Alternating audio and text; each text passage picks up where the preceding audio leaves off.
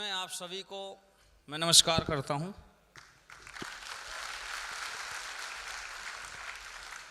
और आज शुभ घड़ी है।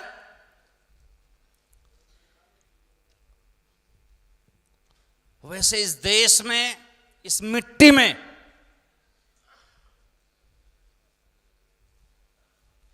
हजारों लाखों सालों से एक से एक हीरा जन्म लेते आए हैं।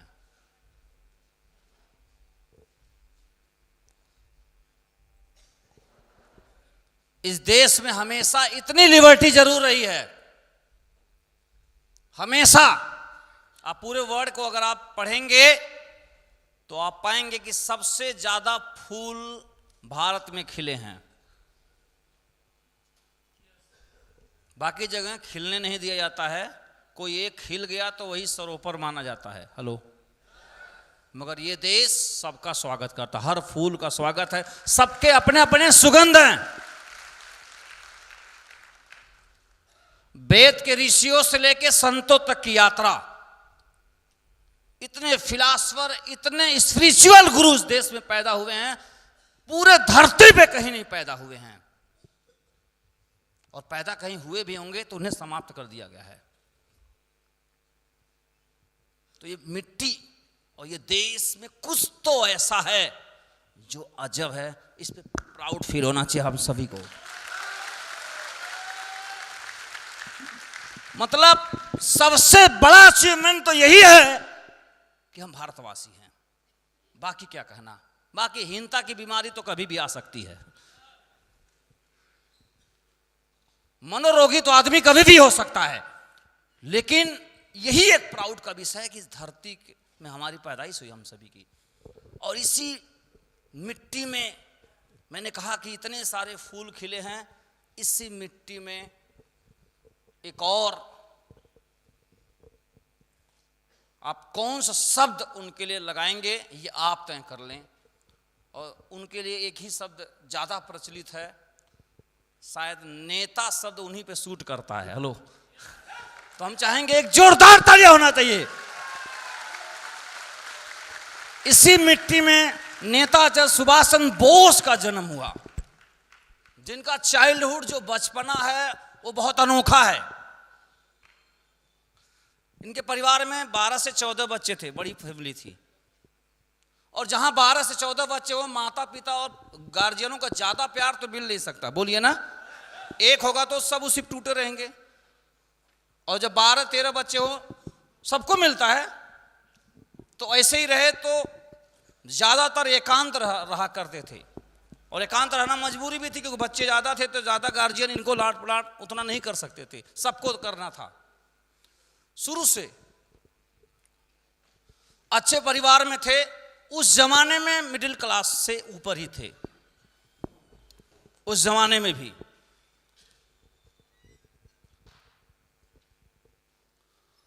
और जब आप पढ़ाई करते थे, बड़ी लंबी हालांकि कहानी है, मैं बहुत शॉर्ट में क्लोज कर रहा हूं। पढ़ाई करते थे तो आप लोग भी, हम लोग भी पढ़े हैं, तो पढ़ाई में भी एक गुट होता है, एक एकदम अच्छे वाले बॉय, हेलो, खाली पढ़ने वाले, एकेडमिक पढ़ाई में डूबे रहते थे। इनका भी एक गोल था। ये उस समय बहुत ज्यादा प्रभावित थे स्वामी विवेकानंद और रामकृष्ण परमहंस से। हेलो, और बचपन से ही वह स्पिरिचुअल विचारधारा के थे। इनको जो पढ़ेगा तो स्पिरिचुअल हो ही जाएगा। हेलो, तो उनसे बहुत इन्फ्लुएंस थे। तो इनके जो 5-6 लोगों की टीम थी, जो उनके दोस्त यार थे, ये सभी उनसे प्रभावित थे। और कई बार इनके मन में विचार आता था कि पढ़ाई लिखाई में कोई फायदा है नहीं, असली शिक्षा तो ये है जो रामकृष्ण परमहंस और स्वामी विवेकानंद कह रहे हैं। और बहुत ज्यादा प्रभावित थे। गरीबों के लिए ये लोग बचपन में ही गरीबों के लिए एक टोली बना के ये राशन इकट्ठा करते थे। हेलो, क्योंकि स्वामी विवेकानंद का कहना है कि भगवान गरीबी के रूप में पैदा होता है। हेलो, भगवान किस रूप में पैदा होता है? गरीबों के रूप में। इसलिए अगर गरीबों की सेवा करेंगे तो भगवान स्वयं मिल जाएंगे। तो यह इस बात से प्रभावित है कि राशन इकट्ठा करके और गरीबों में बांटने के, अच्छे अच्छे लोगों से राशन इकट्ठा करते थे उनको देने के लिए, बहुत ज्यादा सोचते थे उन परेशान लोगों को कुछ आवाज। तो इनका बचपना इस तरीके से था। आज उनका जन्मदिवस है तो वो आप भी प्रभावित थे किसी से, और माता पिता भी पढ़ाने के लिए इनको एडमिशन किए, पढ़ाई लिखाई अपना किए, और इतने क्रांतिकारी थे कि शुरुआत में भी कोई गलत चीज नहीं बर्दाश्त नहीं था, और मिशनरी स्कूल में पढ़ाई किए उस समय अंग्रेजों का। तो वहां पे कोई चीज अगर होती थी तो विरोध करते थे, और कई बार इनको स्कूल से निष्कासित किया जा चुका है, कई बार। गलत चीज इनको बर्दाश्त नहीं है। और एक बार तो प्रोफेसर को मिलके अपने स्टूडेंटों के साथ प्रोफेसर को भी पीट दिए, क्योंकि एक प्रोफेसर बहुत मारता था इंडियन को,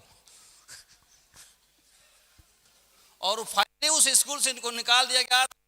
रजिस्टर थे, माने जाने वकील थे सरकारी, उन्होंने कहा कि काम करो, अब तुम जो है तैयारी करो, तुम आईसीएस की तैयारी करो। और वह इंग्लैंड चले गए, और ऐसा कुछ इरादा नहीं था, लेकिन उन्होंने जाके तैयारी किए और टॉप किए। आज भी यूपीएससी टॉप करना बड़ी बात है, उस समय कितनी बड़ी बात थी, जहां पे सिर्फ अंग्रेज ज्यादातर करते थे। इंग्लैंड में परीक्षा होती थी, उस समय भी आप टॉप किए। हालांकि अपने उन्होंने खुद लिखा कि मैं कोई बहुत जीनियस नहीं था, ये खुद लिखते हैं, लेकिन सच्चाई है कि बहुत ज्यादा जीनियस थे ये। तो इनकी बहुत सारी कहानियां हैं, और आप सभी परिचित हैं। मैं इनके बारे में ज्यादा कहानियां कितना बता, आप लोग और ज्यादा पढ़े होंगे इनके बारे में। इनके बारे में शब्दों से क्या कहा जाए। आज बहुत खास दिन हम लोग एकत्रित हैं, तो आज का दिन हम सभी का आपको समर्पित है। और इस टीम का जो मिशन है वह भी आपको ही समर्पित है। हम इस देश में, आप सभी को पता है, बेरोजगारी और गरीबी बहुत सारी पोजीशन क्या है, इसके आंकड़े सभी को मालूम है। हम सभी लोग भी इस देश में कहीं न कहीं एक छोटा सा कंट्रीब्यूशन दे पा रहे हैं उन लोगों के लिए जो बिल्कुल बहुत परेशान है, फाइनेंशियली वीक है। मैं अपनी कहानी बताऊं, आज से 14 साल पहले हम भी एक ऐसे परिवार का हिस्सा थे जहां पे, सच मैं बता रहा हूं, कि शाम हो गया, रोटी बनने के लिए पैसे नहीं थे, यानी घर में आटा लाने के लिए पैसे नहीं थे। और कई बार ऐसा हुआ है। और मैं पढ़ता था कक्षा 9 की मैं बात कर रहा हूं, मैं बचपना की बात नहीं कर रहा हूं। 9 में तो बच्चे बड़े होते हैं ना, बोलिए।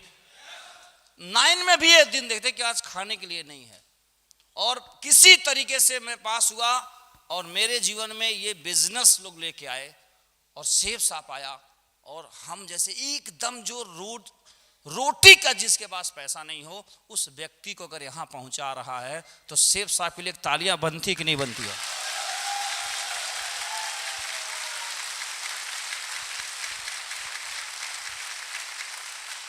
और इस देश में पिछले 22 सालों में न जाने हम जैसे कितने लोगों को उस मुकाम पे पहुंचाया है जिनके लिए कोई सहारा नहीं था। तो कहीं न कहीं आप जो एक सपना देखते थे कि ऐसे लोग का उत्थान हो, तो कहीं न कहीं वो काम इनडायरेक्टली 1% ही उस सेवा में समर्पित है, और उसमें विशेष योगदान जो दे रहे हैं, जो बढ़ चढ़ के हिस्सा अपना नौकरी चाकरी छोड़ के फुल टाइम सपोर्ट कर रहे हैं। 30 दिन का कमिटमेंट है, अपना लग्जरी लाइफ साइड करके फुल सपोर्ट कर रहे हैं, जो आज हमारे बीच में मौजूद है श्रीमान माधव सर। हम चाहेंगे जोरदार तालियां उनके लिए होनी चाहिए, जोरदार तालियां होनी चाहिए सर के लिए।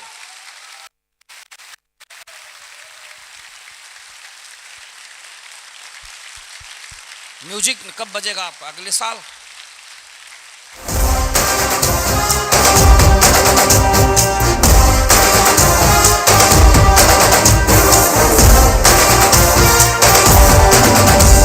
सूर्युడు चंद्रुడు रामुడు भीमुడు कृष्णुడు विष्णुవు కలిసారంటే వీడు।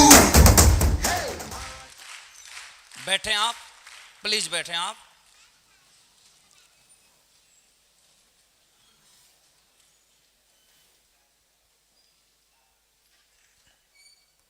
तो राष्ट्रभक्ति कितनी गहराई है आप में, ये सब नापना हमारे औकात के बाहर की बात है और किसी के औकात के भी बाहर की बात है। हेलो, स्पिरिचुअलिटी दृष्टिकोण से स्टार्ट हुआ, राष्ट्र तक आए, नेता तक का सफर किया, पूरे इनके जीवन में सब कुछ मिलेगा आपको।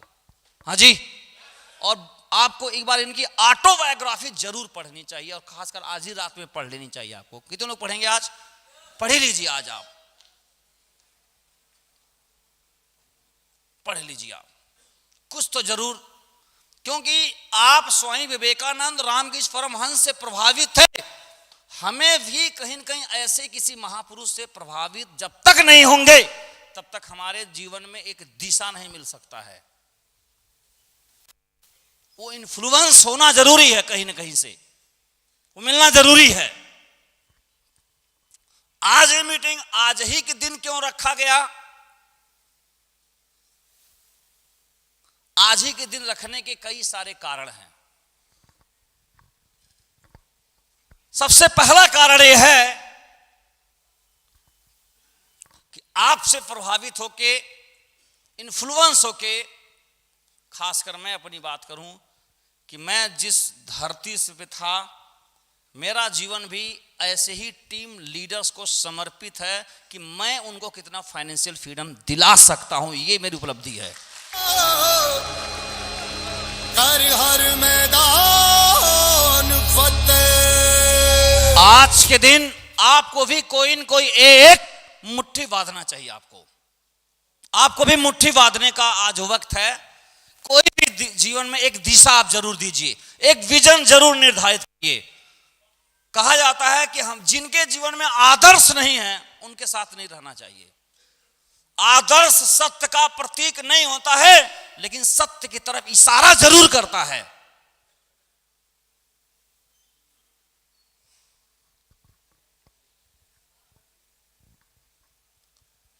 और आज ही के दिन इस बिजनेस में आप स्वयं कैसे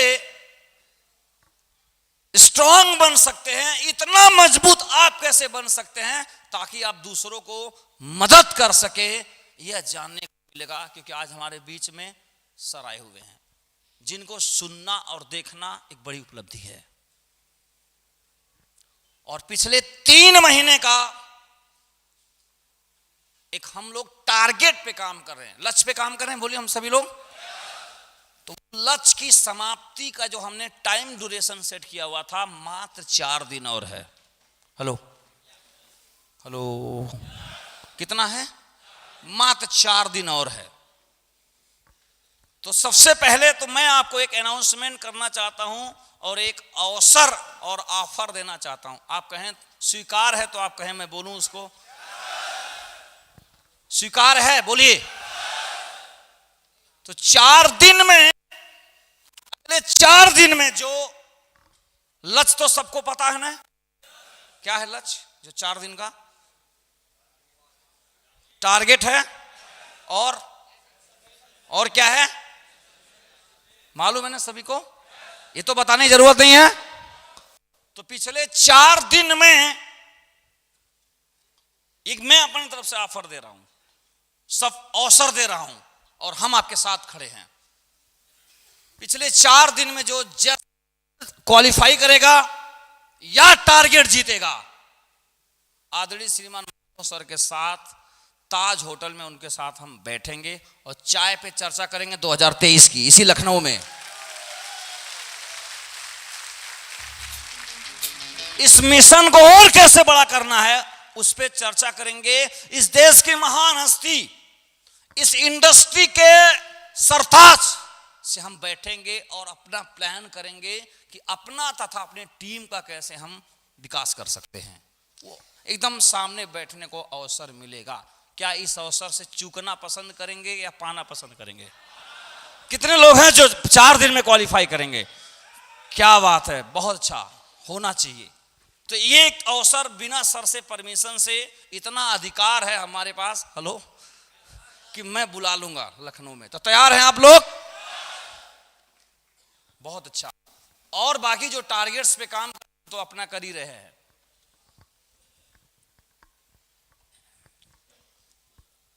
तो इस समय को और आज के दिन को और अच्छा बनाते हैं हम लोग, और आज एक संकल्प लेके जाएंगे और कहीं ना कहीं आपसे एक प्रेरणा लेके जाएंगे कि अपने जीवन में तथा अपने टीम के जीवन में एक जरूर बदलाव ला पाएंगे।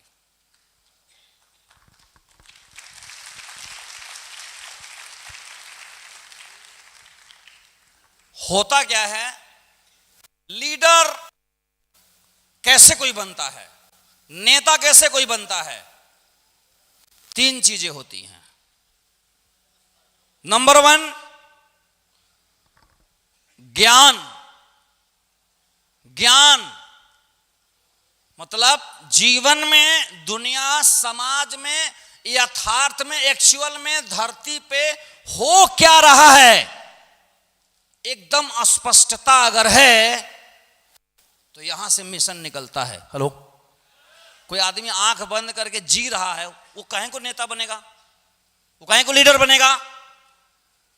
तो पहला जो चीज है वो है ज्ञान, कि हमारे देश में इकोनॉमिक पोजीशन क्या है, हमारे देश के युवाओं का पोजीशन क्या है। हमारी टीम में अगर 700 लोग जुड़े हैं तो 700 लोगों के चेक की पोजीशन क्या है, उनकी फाइनेंशियल पोजीशन क्या है, उनका लक्ष्य गोल क्या है, उनकी समस्याएं क्या है।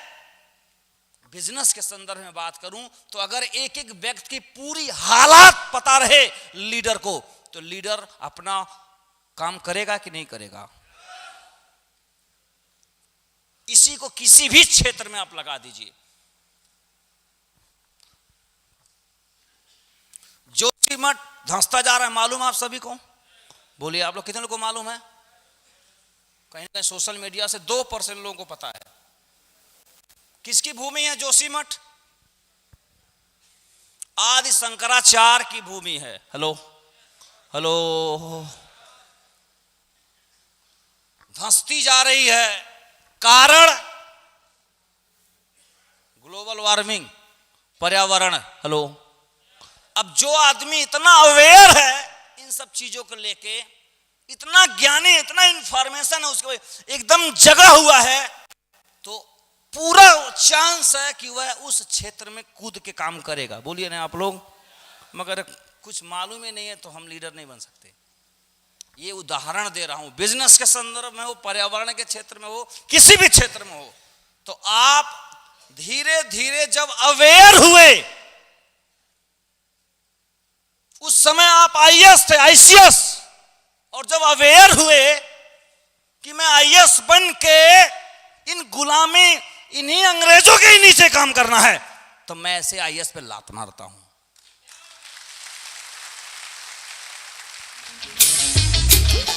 और जब आप आईसीएस छोड़े थे, आप पहुंचे थे मुंबई में नाव से, शिप से, तो भारतीय हजारों की संख्या में इनका स्वागत करने गए कि कौन भाई एक हीरो आ गया है जो आईएएस छोड़ के और क्रांति में कूद रहा है। उसी समय इनके दिमाग में बात आई कि अगर मैं एक आईएएस की नौकरी छोड़ दिया और मुझे भारत में इतने लोगों का समर्थन मिल गया, तो मैं बनाऊंगा आजाद हिंद फौज, बहुत का समर्थन मिलेगा।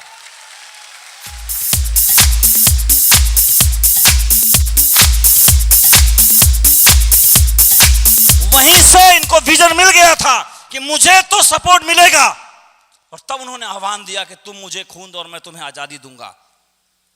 तो जब आदमी अवेयर होता है, नहीं तो चाहते तो भोग विलास भोग सकते थे उस लेवल पद का। बोलिए ना आप लोग। कोई समझौता नहीं कर रहे थे।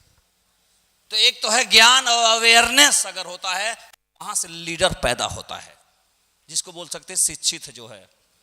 Hello hello hello hello hello, राजी हैं आप लोग? ऐसे करिए, चलिए समझ में आ रही है। दूसरा जो कारण है और नेता बनने का, लीडर बनने का दूसरा जो कारण है,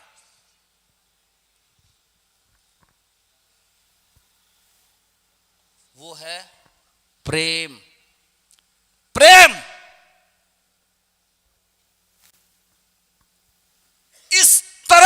किसी चीज से प्रेम कर रहे हैं जो प्रेम है वो किसी विषय वस्तु नहीं है, वो कोई इतनी बड़ी चीज है जिसके लिए मैं इतना दीवाना हूं कि मैं उसके लिए जान देने के तैयार हूं। ये अगर एक भूख है जिसको आप एकदम दीवानगी कह सकते हो आप, और ये दीवानगी वाला जो पार्ट है ये जिसके अंदर आता है, फिर वो भी एक मिशन के साथ जीता है। दीवानगी, और दीवानगी जो हो सकता है जहां पे जीवन दांव, कुछ भी दांव पे लगाया जा सकता है, तो वो तो कोई बहुत ऊंचा ही लक्ष्य हो सकता है, छोटे मोटे नहीं हो सकते वो। तो एक है प्रेम, और दीवानगी अगर है किसी जीवन में, किसी चीज से लग गई है, अब वो पागल है, अब उसके लिए वो एक नेक्स्ट लेवल तक काम वो कर सकता है, लाइफ का न्यौछावर कर सकता है। और तीसरा जो लेवल है कि दोनों से हमें मालूम नहीं है क्या है, दोनों का अवेयर नहीं है मुझे। तीसरा है सबसे सस्ता और आसान माना जाता है, अनुशासन। हेलो हेलो, हमें कोई अवेयर वगैरह नहीं है, लेकिन मुझे किसी गुरु ने या किसी ने बता दिया है कि यह काम खराब है, इसे करना है, या कोई मिशन है जो मुझे नहीं समझ में आ रहा है, इनके समझ में आ रहा है और मैं उसका हिस्सा बन गया हूं, तो मुझे इतना ज्ञान है, जुनून नहीं है, लेकिन मैं इतना अनुशासित हूं उस काम के लिए, इतना ज्यादा अनुशासित हूं मैं कि मैं अपने अनुशासन से समझौता नहीं कर सकता, कर ही नहीं सकता मैं समझौता। और अनुशासन के लिए गांधी का नाम सबसे पहले आता है। हेलो हेलो, उतना संयमित व्यक्ति धरती पे पैदा नहीं हुआ।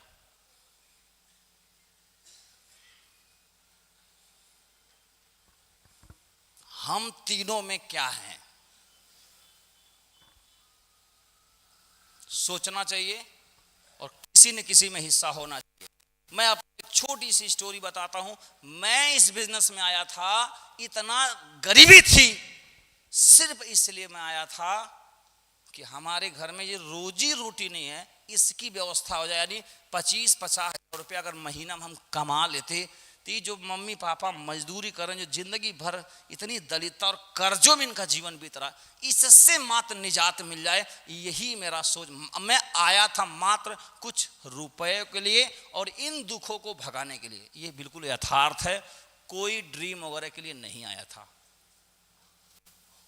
अपलाइन बता जरूर रही थी कि ये सब मिलेगा, मगर हम उसको हटा देते, ये सब हटाइए, हमें मन इतना मिल जाए तो हमारा काम हो जाएगा, हम बहुत परेशान हैं, मात्र इस ख्याल के साथ आया था। यानी हमारी जो टार्च था वो इतना जली पा रहा था। हेलो हेलो, इतना जला, मैंने कहा दिख तो रहा है, चलता हूं। वो तो जब वहां पहुंचे तो धीरे धीरे इस बिजनेस का ट्रेनिंग मिला, बहुत सारे किताबों से सामना पड़ा, डाउनलाइन में अच्छे अच्छे विद्वान मिले, अपलाइन ने इतना ट्रेनिंग दिया, इतना मार्गदर्शन किया कि धीरे धीरे ये टार्च की रोशनी मतलब ये दूर तक जाने लगी अपने घर से, अब दूर दूर तक।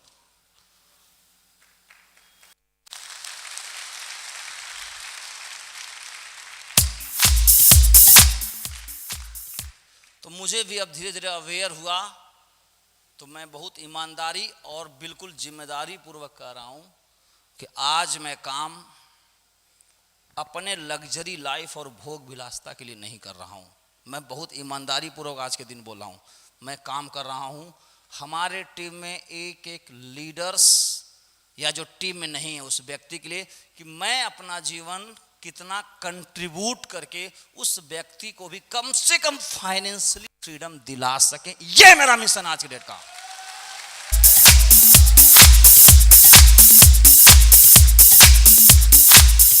और उसके लिए हम वचनबद्ध हैं, अनुशासित हैं, सब कुछ है। और 24 आवर्स का कमिटमेंट है। होली, ईद, दिवाली, पर्सनल लाइफ, ये सब कोई लाइफ मैं बाद में रखता हूं। सबसे पहले मैं अपने बिजनेस को देखता हूं। पिछले 14 साल का इतिहास है। अपलाइन मीटिंग में नहीं हूं, ये सब नहीं हो सकता। मैं गैर जिम्मेदार हूं, ये नहीं हो सकता, ये सब हो ही नहीं सकता, सवाल ही नहीं उठता। तो काम करने का अंदाज बहुत बड़ा है और प्राउड फील करता हूं कि अपने साथ 5 डायरेक्टर्स मिले और अपलाइन मिले। उनका आशीर्वाद है कि मैं इस मिशन को आगे काम कर पा रहा हूं। और मैं जितने भी ऐसे महापुरुष हैं इस बिजनेस में आने के बाद, मैं आप सभी को और भी बहुत सारे लोग, मैं पढ़ना लिखना चालू किया, तब ये थोड़ी थोड़ी खोपड़ी खुलना शुरू हुआ। मैं चाहता हूं आप इस बिजनेस में आए तो कम से कम सबसे पहला जो टास्क है आपको अपना डायमंड शिप ब्रेक करें, सबसे पहला। उसके बाद लोगों को ये कराना शुरू करें। बहुत जिम्मेदारी पूर्वक आप इस बिजनेस को करें।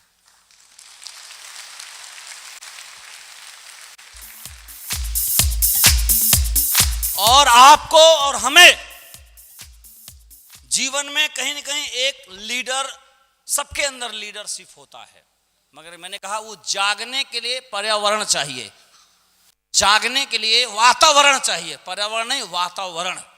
वातावरण तब मिलेगा जब कान आंख सब खुले होगी, तब संगत अच्छी होगी, तब। उम्मीद करता हूं आज आप लोग कुछ न कुछ जरूर संकल्प लिए होंगे और इस संकल्प को पूर्ण कैसे करेंगे यह बताने का वक्त आ गया है। और हमारे बीच में